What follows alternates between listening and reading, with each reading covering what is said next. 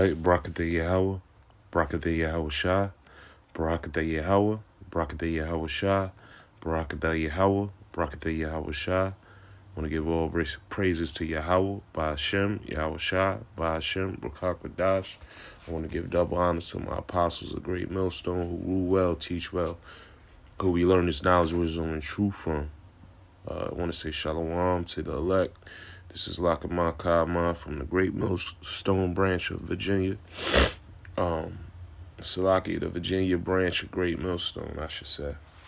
And I wanted to title this video, Doubters and Disbelievers. Now, through your journey from day to day, you deal with a lot of people who don't believe in Yahweh Bashem, Yahweh Shah, who don't believe in the law, statute, commandments, who believe that the scriptures are just a big fairy tale or a control method. Well, Christianity is a control method, but the scriptures itself is it was health to thy navel. You got to make sure that through your journeys from day to day that you don't get caught being too close to doubters and disbelievers. Now, of course, you have loved ones, family members, children, parents, grandparents, cousins, and so forth that you have to deal with, But you got to remember that you're in a different fight than them, You got to remember that hanging with them too much on a daily basis can get you to, fall off, and it might even take you out of the truth if you hang with them too much. You got to remember that that you were called, and they weren't. I don't want to rather that not only are we called, that we are chosen to be of the elect. You know what I mean? So I'm going to bring out some scriptures about doubters and disbelievers, So the first one I want to bring out is Romans 3:3. It says, for what? If some did not believe, shall their unbelief make the faith of the Most High without effect? The Most High forbid. Yeah, let the Most High be true, but every man a liar, as it is written, that thou mightest be justified in thy sayings, and mightest overcome when thou art judged. That's why you got to be careful what comes out your mouth, man. Hanging with disbelievers, they'll say things that felt brothers in the truth. If they were to say, man, the Lord might, crack that whip on us before they crack the whip on the disbelievers. You know what I mean? Because any man looking back, roughly paraphrasing, is not meant for the kingdom, you know what I mean? So we're in this truth for a reason, to bring out the knowledge, wisdom, and understanding of the scriptures to the elect that have not been woken up yet, So we got to remember that, man. This is a serious thing, man. This is 2 Corinthians chapter 6. And I'm just going to go down the line. I wrote down some precepts yesterday, and I didn't get to it, so I'm doing it right now. Got to continue to do the work. This is 2 Corinthians 6:14. It says, be ye not unequally yoked together with unbelievers, regardless if it's your family or not, regardless if it's a lifetime friend that you knew since the sandbox, It says, for what fellowship have righteousness with unrighteousness, right? So even though Lil Rah was your man from the sandbox, and, now y'all in your 30s and all that, and y'all bond was tight, hey, it's not good to fellowship with him because he still believes in this world. He still believes in sleeping with other men's wives. He still believes in smoking weed. He still believes in all day, every day, just listening to gun busting music, So, being that you are in this truth, and you're here to wake the elect up and live a righteous life, how can you fellowship with him on a day-to-day basis? Now, don't get me wrong, there's such thing as balance, if that's that was your man in the world. I'm not saying to just not speak to him at all, but, you got to remember that, hey, man, it's a balance. You can't be doing the same things you were doing before you woke up to this truth, man. Because the Lord will blow that light out off of you, on that candlestick. It's already dim, All right, so it says, for what fellowship have righteousness with unrighteousness? And what communion have light with darkness, right? Light's not supposed to go with darkness. It's it's an opposite, It says, and what concord have Hamashiach with Belial? Or what part have he that believeth with an infidel, right? Verse 16, and what agreement have the temple of the Most High with idols? For ye are the temple of the living power. That's right. We are the temple being built up. As the Most High hath said, I will dwell in them and walk in them, and I will be their power, and they shall be my people. So if we're walking with the Most High, and the Most High is in us, His word is in us, how are we walking with disbelievers on a day-to-day basis?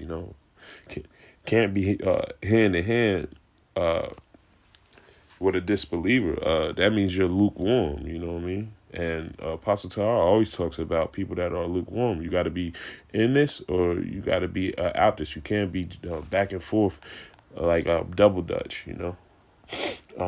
Verse 17. Wherefore come out from among them and be ye separate. Right? Because the Lord said we are a holy people. Right?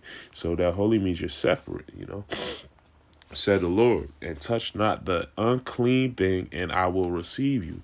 And what is the unclean thing? People that are doubters, disbelievers, living as heathens, living in a Gentile state of mind, Verse 18, and will be a father unto you, and ye shall be my sons and daughters, said the Lord Almighty, So, hey, man, that's the Lord right there telling you, hey, man, you got to be separate from these it's flat out. They just wicked. Our people are wicked, man.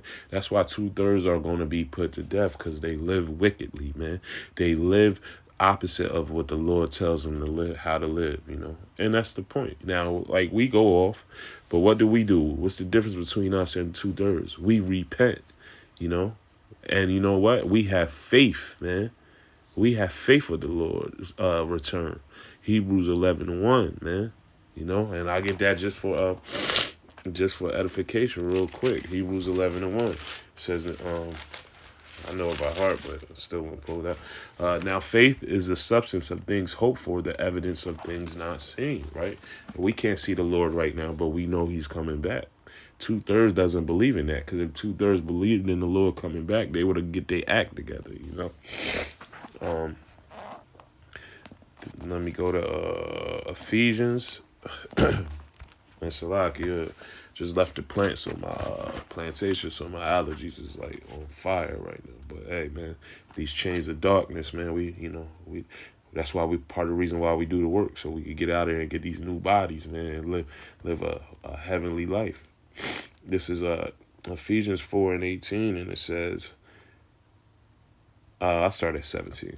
This I say, therefore, and testify in the Lord, that ye henceforth walk not as other Gentiles walk.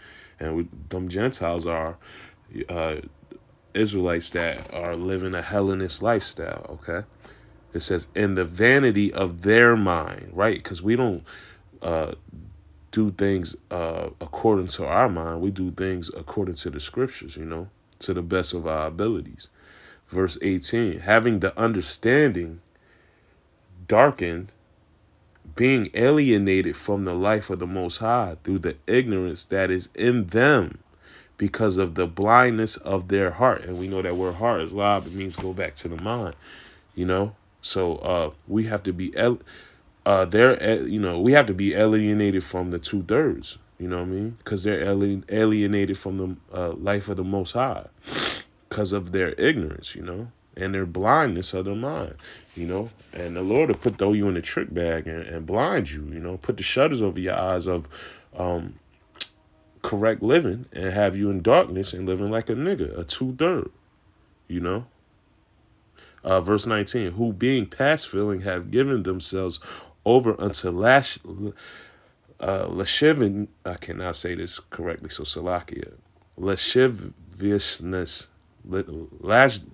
lasciviousness, Salakia, to work all uncleanness with greediness, Be ye have not so learned Hamashiach, because Hamashiach, Yahweh Shah, he showed us how to live, how to walk on this earth.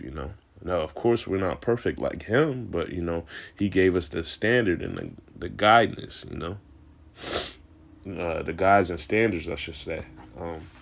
So let me go to 1 Corinthians chapter 5.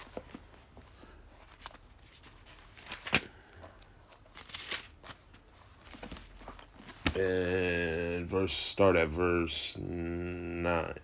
It says, "For I think that the Most High have set forth us the apostles last." Let me make sure I'm right.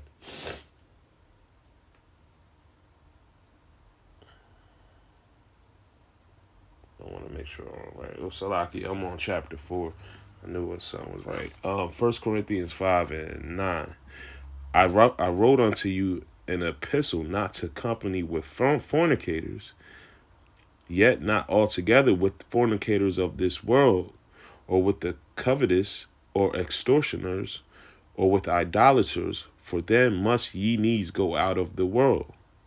But now I have written unto you not to keep company, if any man that is called a brother be a fornicator, a covetous, or an idolater, or a railer, or a drunkard, or an extortioner, which such and one not to eat. And that's you 2/3 of Israel, you know what I mean? So, hey, it says, do not keep company with these type of beings, man. Even, hey, even your family members, man. A person that, in this world, you will take a bullet for, you know what I mean? But, remember, we're not of this world anymore, man. We're on a mission, and that's to preach the gospel, man. Verse 12, "For what have I to do to judge them also that are without? Do not ye judge them that are within?" Right? Do we not? "But them that are without, the Most High judgeth. Therefore, put away from among yourselves that wicked person." So, hey, man, even though your cousin is your cousin, first blood cousin, grew up together, you know what I mean? If he's living a certain ratchet life, man, a wicked lifestyle, man, you got to put yourself away from them, man. Because all it's going to do is bring drama to you, and you're going to start catching even more hell than what you catch right now, because you're around a wicked nigga, excuse my language, This is, I'm going to go to 1 Timothy.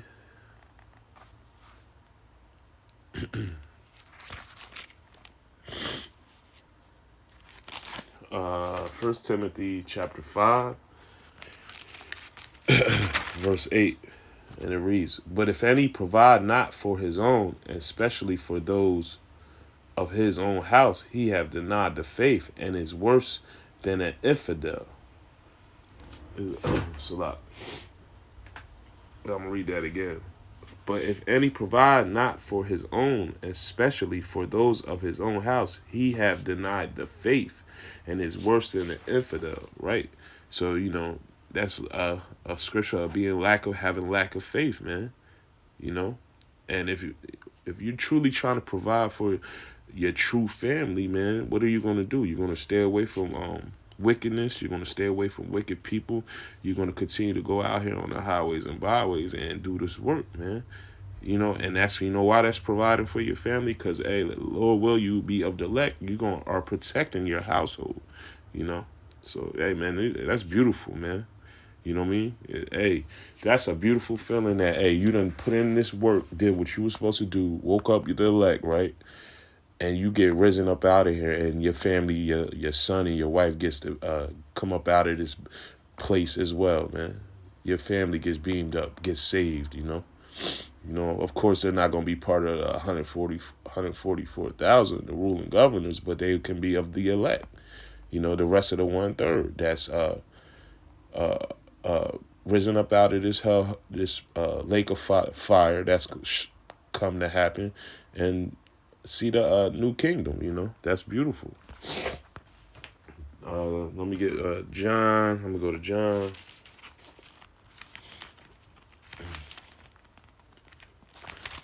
chapter 14. And 15. It says, let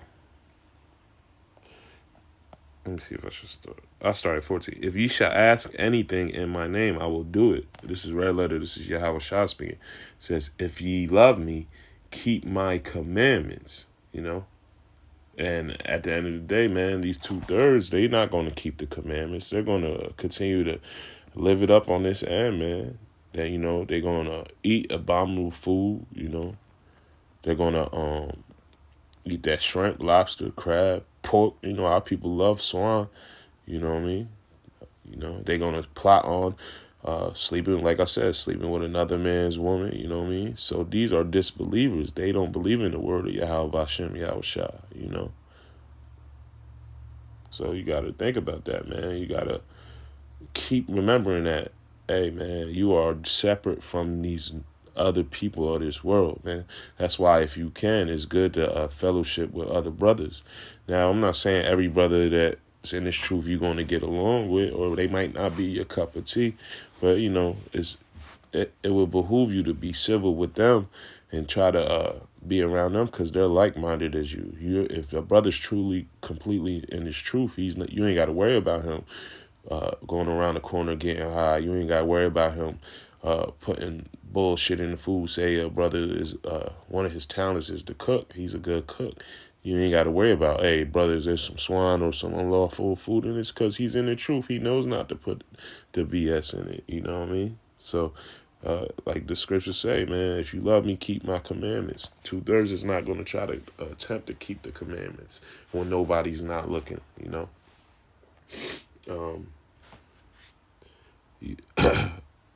I did want to get 1 Corinthians because the stipulation of this, 1 Corinthians 7 and 12. See, if you have a woman that's not living correctly, man, you still got to deal with them, You got to try to, bestow the correct way of living because you are the head of them, This is 1 Corinthians 7 and 12. It says, but to the rest I speak, Salakia, but to the rest speak I, not of the Lord. If any brother have a wife that believeth not, and she be pleased to dwell with him, let him not put her away. And the woman which having a husband that believeth not, and if he be pleased to dwell with her, let her not leave him. So that's that's an example where, hey, you still gotta, if you have a wife, man, and she doesn't believe, you don't put her away. Just keep praying and keep putting, instilling that spirit over her, because she could still be saved, like I said earlier, you're a representation of the Lord. So if you get, if you are of the elect and get beamed up, your household could be protected, you know what I mean? But if you're dealing with like anybody else besides your woman, that's a disbeliever, man, you got to try to stay away as much as possible, I'm going to get one more scripture and I'll close out. This is Hebrews 3, chapter 3, verse 12, I believe. Yep.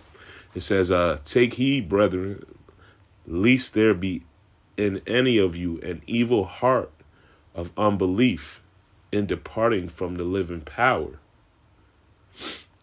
But exhort one another daily while it is called today, lest any of you be hardened through the deceitfulness of sin.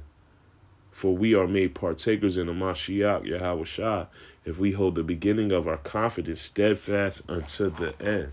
So, continue to have the faith, continue to believe, brothers. You know what I mean? To the very end, it says, we are partakers of the Lord, man. And so you got to keep your confidence steadfast. You got to keep believing.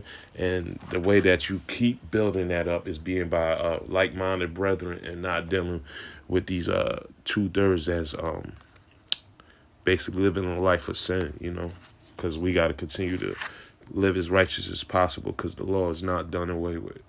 So with that, brothers, I hope you were edified. Until next time, keep doing the work, keep pushing. We want to say, Kol Halo, Yahweh, Bahashem, Yahweh Shah, Bahashem, Rachak Wadash, double honors to the apostles, a great millstone who rule well and teach well. Shalom, Akim. Shalom.